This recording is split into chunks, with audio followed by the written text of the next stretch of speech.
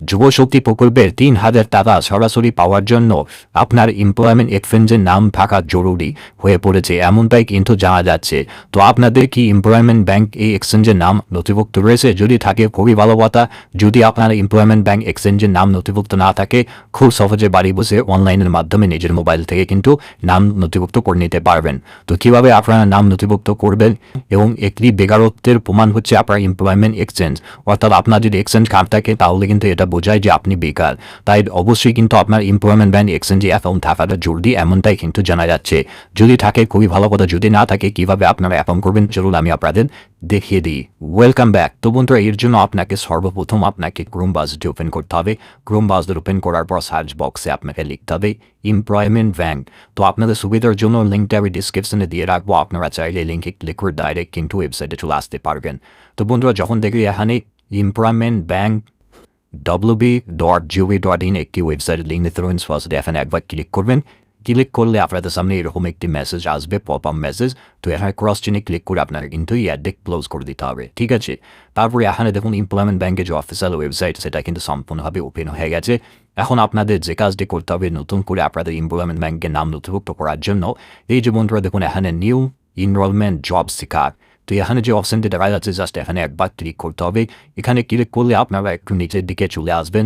নিচের দিকে আসার পর এখানে দেখুন একটি টার্ম অ্যান্ড কন্ডিশন এবং একটি বক্স রয়েছে, এখানে চেক বক্স করে দিতে হবে, অর্থাৎ এখানে রাইট চিহ্ন দিয়ে দিতে হবে। তারপরে এখানে অ্যাকসেপ্ট অ্যান্ড কন্টিনিউতে ক্লিক করতে হবে।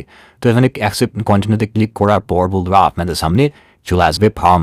তো এখানে কিন্তু ফর্মটি আপনাকে এটা সুন্দর করে ফিল আপ করতে হবে। এখানে কিন্তু পুনরকম করলে চলবে না। প্রথমেই কিন্তু আপনার যে পার্সোনাল ইনফরমেশন, তো এখানে প্রথমে আপনার নাম দিতে হবে, যার নামে আবেদন করতে চাইছেন তার নামটি কিন্তু এখানে দিতে হবে, ঠিক আছে। তো এখানে আমি সেই নামকে দিয়ে দিচ্ছি, আপনারা আপনাদের যে নাম হবে সে নামটা অবশ্যই কিন্তু আপনারা দিয়ে দেবেন, ঠিক আছে।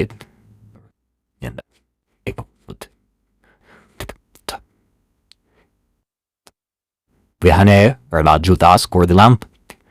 তারপরে বন্ধুরা এখানে দেখুন নেম দেওয়ার পরে এখানে পোস্টাল অ্যাড্রেস, যে ঠিকানাটা হবে এখানে অবশ্যই কিন্তু সেই ঠিকানাটা কিন্তু আপনাকে দিতে হবে, ঠিক আছে। ভিলেজ, তারপরে এখানে ফাদার নেম, যার নামে এখানে রেজেন্ট অফ বাবার নামটি অবশ্যই কিন্তু লিখতে হবে। তো বাবার নামটা এখানে দিয়ে দেবেন, তো রোহিত দাস, ঠিক আছে। এখানে অবশ্যই কিন্তু এটা আমি ক্যাপিটাল করে দিচ্ছি, রোহিত দাস, ঠিক আছে। তো এখানে তারপরে দেখুন এখানে স্পাউস নাম অর্থাৎ স্বামী বা স্ত্রীর নাম, এখানে কিন্তু অবশ্যই কিন্তু আপনি যদি বিবাহিত হয়ে থাকেন তাহলে এখানে অবশ্যই কিন্তু আপনার স্ত্রীর নামটি দিয়ে দেবেন। এবং এখানে দেখুন স্টেট ওয়েস্ট বেঙ্গল অটোমেটিক্যালি কিন্তু সিলেক্ট থাকবে, এখানে আপনাকে কিছু চেঞ্জ করতে হবে না। তারপরে এখানে লিঙ্গ এখানে সিলেক্ট করে আপনাকে কিন্তু আপনি মেল ফিমেল সেটা সিলেক্ট করতে হবে। এখানে অবশ্যই কিন্তু মেল সিলেক্ট করবেন, যদি আপনি ফুলস হয়ে থাকেন তাহলে মেল, এবং আপনি যদি মহিলা হয়ে থাকেন অবশ্যই কিন্তু ফিমেল সিলেক্ট করতে হবে। তারপরে বন্ধুরা এখানে দেখুন আপনারা দেখতে পাবেন ডিস্ট্রিক্ট, তো এখানে যে রাজ্য অটোমেটিক সিলেক্ট থাকবে, এখানে ক্লিক করে আপনার ডিস্ট্রিক্টটা সিলেক্ট করতে অবশ্যই কিন্তু আপনার যে ডিস্ট্রিক্টে আবেদন করতে চাইছেন সেই ডিস্ট্রিক্টটা কিন্তু এখানে সিলেক্ট করতে হবে। তো এখানে পূর্ব বর্ধমান সিলেক্ট করলাম। তারপরে বলবো এখানে দেখুন আমি দেখিয়ে দিচ্ছি আপনাদের, তো এখন পূর্ব বর্ধমান সিলেক্ট হয়ে গেছে। এখন এখানে কাস্ট, আপনি এখানে আপনার কাস্ট সিলেক্ট করতে হবে, আপনি মানে ওবিসি এ ওবিসি ডি, আপনি কোন কাস্টে সেটা আপনাকে সিলেক্ট করতে হবে। যদিও আমি জেনারেল সিলেক্ট লাগলাম। তারপরে এখানে দেখুন সাব ডিভিশন যেটা হবে এখান থেকে আপনাকে কিন্তু ক্লিক করতে হবে, ঠিক আছে। এখানে বর্ধমান সদর নর্থ এটা আমি সিলেক্ট করলাম। তারপরে এখানে দেখুন তারপরে ব্লক, আপনার ব্লকের নামটি এখানে লিখতে হবে, ভাতার ব্লক আমি সিলেক্ট করে দিলাম। তারপর পিন নাম্বারটা অবশ্যই কিন্তু আপনাকে দিতে হবে 71317, ঠিক আছে। তো আপনার পিনকোড আপনারা দিয়ে দেবেন। তারপরে এখন বৈবাহিক অবস্থা, এখানে যদি আপনি ম্যারিড হন তাহলে অবশ্যই কিন্তু ম্যারিড করতে হবে, মানে আপনি যদি বিবাহিত হন তাহলে ম্যারিড করতে হবে, যদি বিবাহিত না হয়ে থাকেন তাহলে আনম্যারিড করতে হবে। তো এখানে আমি ম্যারিড করে দিলাম, ঠিক আছে। তারপরে এখানে ধরুন পিন এক্সচেঞ্জ, অর্থাৎ আপনার যে এক্সচেঞ্জ অফিস রয়েছে যেখানে সেই অফিসের নামকে এখানে সিলেক্ট করতে হবে। তারপরে এখানে ধরুন ডেট অফ বার্থ, আপনার ডেট অফ বার্থ এখানে সিলেক্ট করে নেবেন। তো আমার ডেট অফ বার্থ আমি সিলেক্ট করেছি, আপনাদের ডেট অফ বার্থকে অবশ্যই কিন্তু সিলেক্ট করবেন, ঠিক আছে। এখানে কিন্তু ভুল হলে হবে না, ভুল হলে অনেক সমস্যা হবে, ঠিক আছে। তো ডেট অফ বার্থ সিলেক্ট হয়ে গেছে, এখানে আপনার মোবাইল নাম্বারটা লিখে দেবেন, অবশ্যই আপনার মোবাইল নাম্বারটা লিখে দেবেন, ঠিক আছে। তো আমার মোবাইল নাম্বার আমি লিখে নিচ্ছি।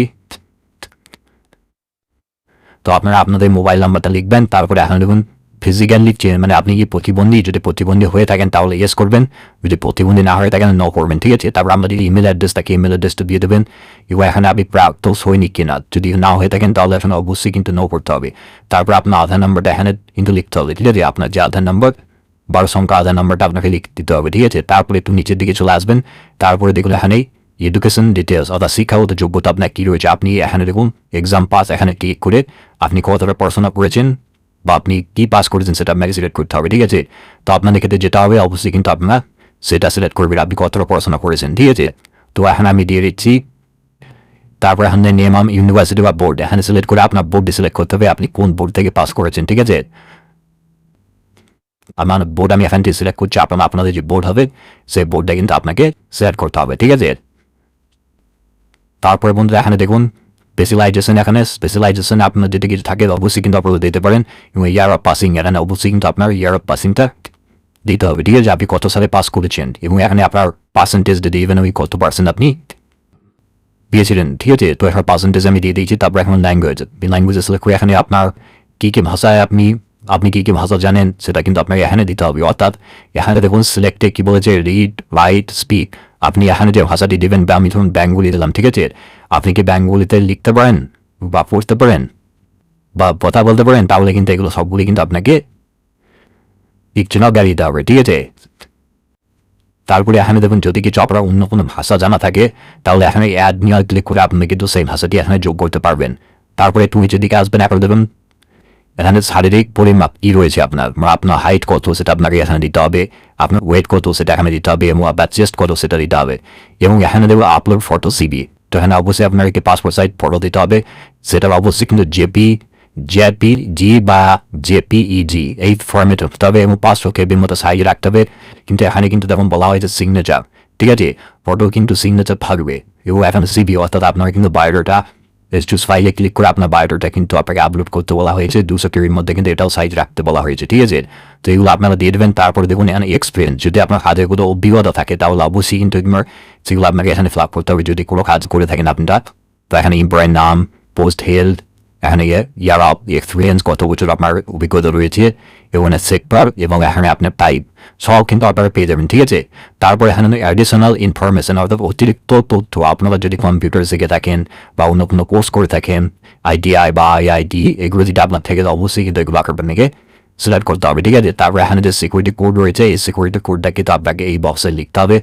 লেখার পর এখানে যে দুটি বক্স রয়েছে এই বক্সে আপনাকে রাইট ছিল দিয়ে দেওয়ার পর সাবমিট করতে হবে, ঠিক আছে। সাবমিট দিয়ে ক্লিক করার পর আপনাদের সামনে চলে আসবে এরকম কিছু অপশন, এখানে আপনাকে কিন্তু ডকুমেন্টস ফিল আপ করতে হবে, অর্থাৎ আপনার ডকুমেন্টসগুলো কিন্তু এখানে আপলোড করতে হবে, ঠিক আছে।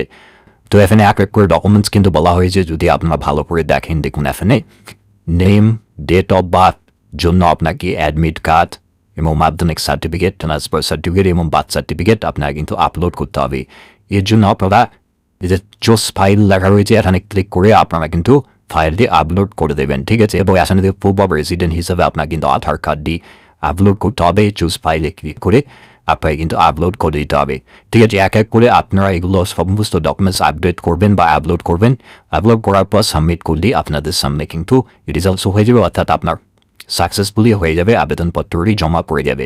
তারপরে আপনাদের মোবাইলের রেজিস্টার মোবাইল নাম্বার দেখবেন আপনার ইউজার আইডি পাসওয়ার্ড দিয়ে আসবে, তো আপনার ইউজার আইডি পাসওয়ার্ড দিয়ে লগ ইন করতে পারবেন।